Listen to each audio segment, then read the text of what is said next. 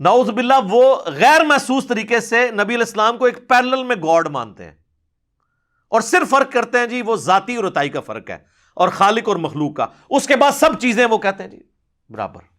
علم کی بات کریں وہ کہتے ہیں جی دیکھیں جی ہم تو مانتے ہیں اللہ کا ذاتی ہے، نبی کا جو ہے وہ عطائی ہے، لیکن کہتے ہیں جی وہ زمین و آسمان کا فرق ہے، وہ تو اعلیٰ حضرت نے اپنی کتاب الدولۃ المکیہ میں لکھ دیا ہے کہ اللہ اور نبی علیہ السلام کا علم کا اتنا ہے جس طرح 7 سمندر ہوں، اس میں کوئی چڑیا جو ہے وہ چونچ مارے تو اس کی چونچ کے ساتھ جو پانی لگے گا نا وہ نبی صلی اللہ علیہ وآلہ وسلم کا علم ہے، اور باقی جو 7 سمندر ہیں یہ اللہ کا علم ہے۔ ہم تو یہ مانتے ہیں۔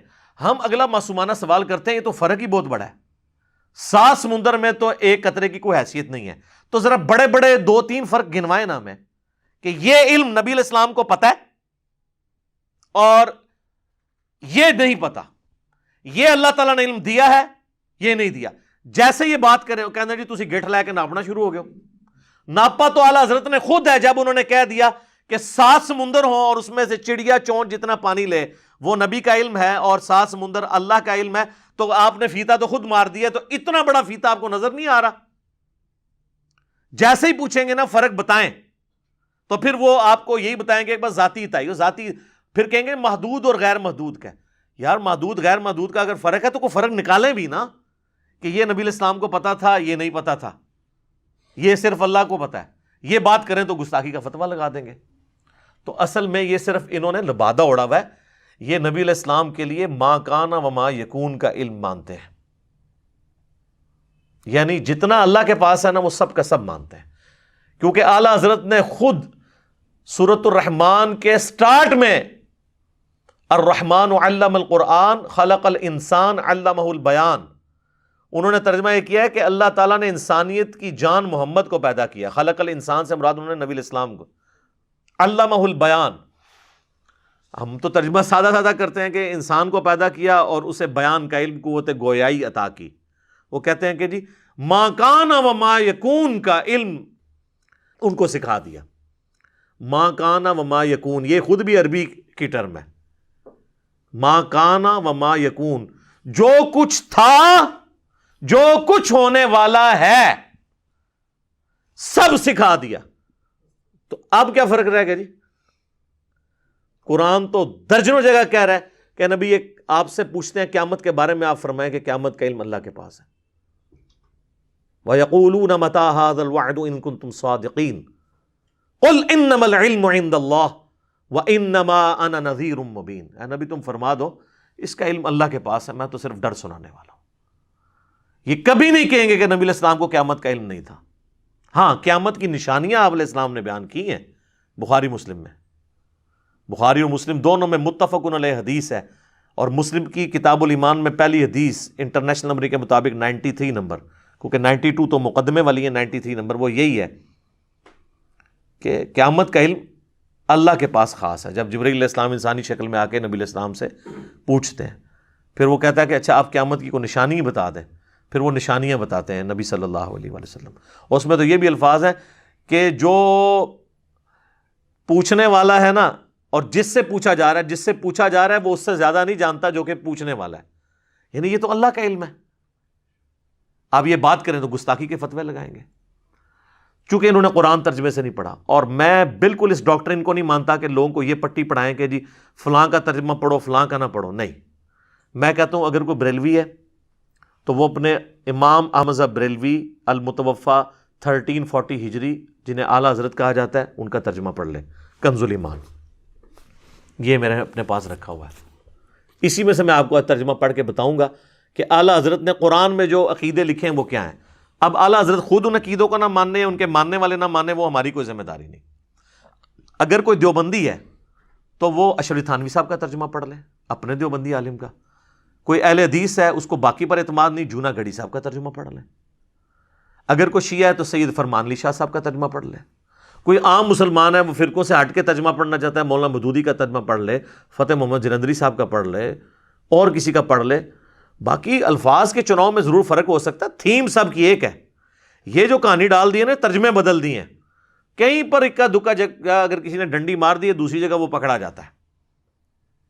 باقی الفاظ کا چناؤ تو آپ جناب 10 صحابہ کو بھی انگریزی یا اردو سکھا دیں نا اور ان کے کہیں کہ اس کو ذرا آپ ترجمہ کرو عربی کو انگریزی میں، 100% تو وہ بھی سیم نہیں کریں گے، الفاظ کا چناؤ ڈیفرنٹ ہوگا، مفہوم ایک ہوگا۔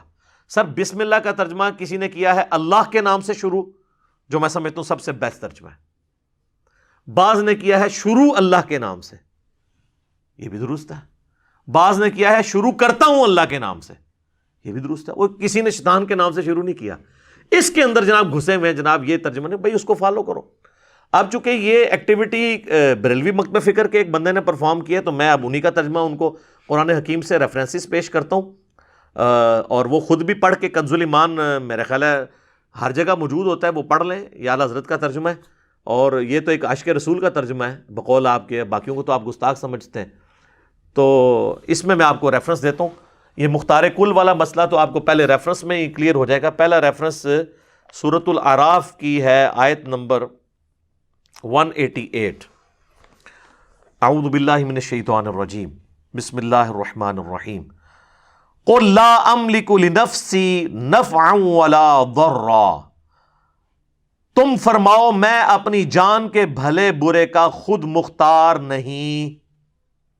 یہ دے مختار کل کہتے ہیں نا، تو اعلیٰ حضرت خود ترجمہ یہ کر رہے ہیں۔ یہ میں اعلیٰ حضرت کا ترجمہ پڑھ رہا ہوں، مجھے ان کا ترجمہ پڑھنے کی ضرورت نہیں ہے، مجھے عربی آتی ہے، میں اس کو فی البدی کر سکتا ہوں، لیکن آپ کے ذہن سے ایک وہم نکالنے کے لیے۔ الا ما شاء اللہ، ہاں مگر جو اللہ چاہے، یعنی جو اللہ چاہے گا نا وہی ہوگا۔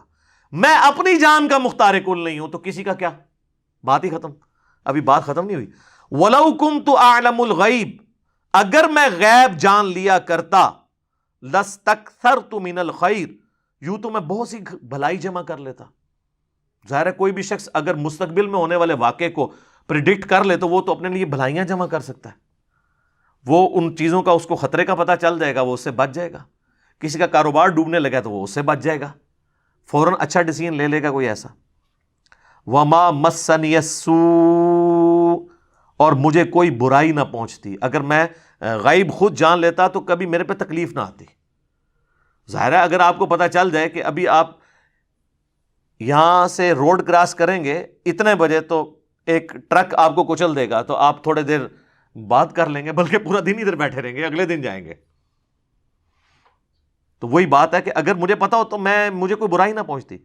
ان انا الا نذیر و بشیر، میں تو نہیں ہوں سوائے اس کے کہ میں ڈر سنانے والا ہوں اور بشارت دینے والا ہوں۔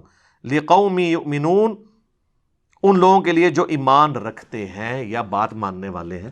میری ذمہ داری ہے اہل ایمان کو خوشخبری سنانا، اور جو اللہ کے نافرمان ہیں انہیں آخرت کا ڈر سنانا۔ تو یہ بالکل واضح ہے۔ اچھا جی، دوسرا ریفرنس سورۃ الانعام کی ہے، آیت نمبر 50۔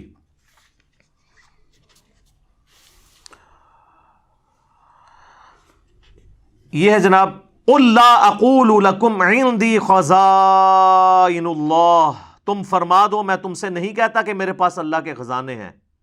وَلَا أَعْلَمُ الْغَيْبِ، اور نہ یہ کہوں کہ میں آپ غیب جان لیتا ہوں۔ وَلَا أَقُولُ لَكُمْ إِنِّي مَلَكٌ، اور نہ میں تم سے یہ کہتا ہوں کہ میں کوئی فرشتہ ہوں، یعنی میں نورانی مخلوق نہیں ہوں، میں فرشتہ نہیں ہوں، انسان ہوں۔ إِنْ أَتَّبِعُ إِلَّا مَا يُوحَى إِلَيَّ، میں تو اسی کا تابع ہوں جو مجھے وحی آتی ہے۔ قُلْ هَلْ يَسْتَوِي الْأَعْمَى وَالْبَصِيرُ، تم فرماؤ کیا برابر ہو جائیں گے اندھے اور انکھیارے یعنی دیکھنے والے؟ افلا تتفکرون، تو کیا تم غور نہیں کرتے؟ تو بالکل واضح ہے کہ میں خود اس وحی کا پابند ہوں جو اللہ تعالیٰ میری طرف کرتا ہے، میں اللہ کا بندہ ہوں، میں اس کو فالو کرنے والا ہوں۔ میں ایک ایک آیت پہ 10-10 منٹ بولوں تو پھر ٹائم زیادہ لگ جائے گا، میں صرف وہ آیات کور کر رہا ہوں۔ تیسرا ریفرنس ہے سورہ یونس۔ میں نے ان آیات کو ان کی سینسٹیوٹی کے اعتبار سے رکھا ہے اور ایک ترتیب دی ہے انٹلیکچوئل، الٹ ٹپ نہیں ہے۔ وَإِذَا تُتْلَى عَلَيْهِمْ آيَاتُنَا بَيِّنَاتٍ، اور جب ان پر ہماری روشن آیات پڑھی جاتی ہیں، قَالَ الَّذِينَ لَا يَرْجُونَ لِقَاءَنَا نَأْتِ بِقُرْآنٍ غَيْرٍ، تو وہ کہنے لگتے ہیں جنہیں ہم سے ملنے کی امید نہیں، یعنی کافر، کہ اس کے سوا اور قرآن لے آئیے، غیر ھذا، اس قرآن کو چھوڑ کر، او بدلہ، یا اس قرآن کو بدل دیں، کیونکہ قرآن تو بہت سخت فتوے لگاتا ہے، کوئی میٹھی میٹھی باتیں لے کے آئے تو بڑی کڑوی باتیں ہیں۔ قل ما یکون لی ان ابدلہ من تلقاء نفسی، تم فرماؤ مجھے نہیں پہنچتا کہ میں اسے اپنی طرف سے بدل دوں. ان اتبع الا ما یوحى الی، میں تو اس کا تابع ہوں جو میری طرف وحی ہوتی ہے. انی اخاف ان عصیت ربی عذاب یوم عظیم، میں اگر اپنے رب کی نافرمانی کروں تو مجھے بڑے دن کے عذاب کا ڈر ہے.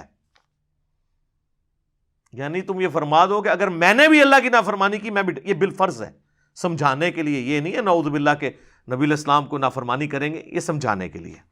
لیکن اعلیٰ حضرت نے دیکھے ترجمہ بڑا ایمانداری کے ساتھ کیا. اچھا وہ اب یہ باتیں سنتے ہیں، کہتے ہیں یار باتیں تو ٹھیک ہیں لیکن تو یہ وابیوں والی باتیں ہیں. ہاں کہتے ہیں، ہمیں کئی لوگ ملے جیسے ہم جنگ جمل صفین نہروان پہ بخاری مسلم کی حدیثیں پیش کر کے مولا علی علیہ السلام کا دفاع کرتے ہیں، وہ کہتے ہیں باتیں تو ٹھیک ہیں لیکن یہ تو شیعوں والی باتیں ہیں. تو کل کو آپ یہ کہیں گے داڑھی تو ٹھیک ہے لیکن یہ تو سکھوں والی باتیں ہیں. آپ نے اپنا منہ چپیڑے مار کے سر کیوں کرنا ہے؟ بات کسی کے حق میں بھی جاتی ہو آپ نے دیکھنا ہے کتاب و سنت کیا کہہ رہی ہے. اللہ کے نبی نے تو اس سے بھی بڑی بات کی ہے جو صحیح بخاری میں حدیث موجود ہے 2311. شیطان نے انسانی شکل میں آ کے حضرت ابو ہریرہ کو وظیفہ دیا تھا آیت الکرسی کا، وہ بڑی لمبی حدیث ہے. اس کے اینڈ پہ آتا ہے نبی علیہ السلام نے فرمایا 3 دنوں سے جو تیرا مہمان تھا نا انسانی شکل میں، جانتے ہو کون تھا؟ وہ شیطان تھا. اب میں ایک مختصر سا سوال کروں گا کہ غوث تو جان لیتے ہیں، اور صحابہ کرام کے گھوڑوں کے قدموں کے ٹاپوں سے جو راکھ اڑ کے ان کے گھوڑے کے نتھنے میں بیٹھے اس کو کوئی غوث نہیں پہنچتا. غوث علم غیب جان لیتا ہے، حضرت ابو ہریرہ نہیں جان سکے. اور حضرت ابو ہریرہ تو وہ ہیں جن کے بارے میں بخاری میں آتا ہے کہ میں نے نبی علیہ السلام سے 2 پیالے لیے. وہ اس کو کہتے ہیں نا ایک ظاہری علم میں ایک بات نہیں ہے، تو یہ تو لو حضرت ابو ہریرہ ہی ہیں. حالانکہ وہ نبی علیہ السلام نے آل امیہ کے ان لونڈوں کے نام بتائے تھے، وہ بھی بخاری میں آتا ہے جن کے ہاتھوں امت کی تباہی ہونے والی ہے. وہ علم لدنی نہیں تھا، چلو وہ بھی مان لو. تو حضرت ابو ہریرہ کو تو پتہ ہی نہیں چلا. جانتے ہو ابو ہریرہ کون کا؟ مجھے تو نہیں پتا. نبی علیہ السلام فرمایا وہ شیطان تھا، انسانی شکل میں آیا تھا. وہ ہے تو جھوٹا لیکن اس نے بات سچی کی ہے کہ جو آیت الکرسی پڑھ لے رات کو بسترے پہ جاتے وقت صبح تک، اللہ تعالیٰ اس کی حفاظت پہ ایک فرشتہ مامور کر دیتا ہے. ٹھیک ہے جی. تو شیطان بھی سچی بات کرے نا تو آپ نے لے لینی ہے. اگر کوئی آپ کو گورا کہے کہ سورۃ البقرہ کی آیت نمبر 279 میں لکھا ہے کہ سود کھانے والے کے خلاف اللہ اور اس کے رسول عز و جل و صلی اللہ علیہ وآلہ وسلم کی جنگ ہے، تو آپ کہیں گے نہیں تو کافر ہے، تیرے پاس تو ڈگری نہیں عالم والی، لہذا تو نے آیت بھی پیش کی، میں نے آیت بھی نہیں ماننی، تو تسی گئے ایمان تو ہی تمہاری ڈگری فارغ، اپنی ڈگری فارغ ہو جائے گی. نبی علیہ السلام تو سب کو ڈگری دے گئے ہیں. صحیح بخاری میں بلغوا عنی ولو آیا، پہنچا دو میری طرف سے خواہ ایک آیت ہی تمہیں آتی ہو. خیر یہ ٹاپک اور طرف چلا جائے گا. اس میں پھر میں علماء کرائم یعنی مجرم علماء اور بزرگان بے دین کی بات نہیں کر رہا. بزرگان بے دین ان کی کلاس لینا شروع کر دوں گا، اس لیے اس ٹاپک کو رہنے دیں.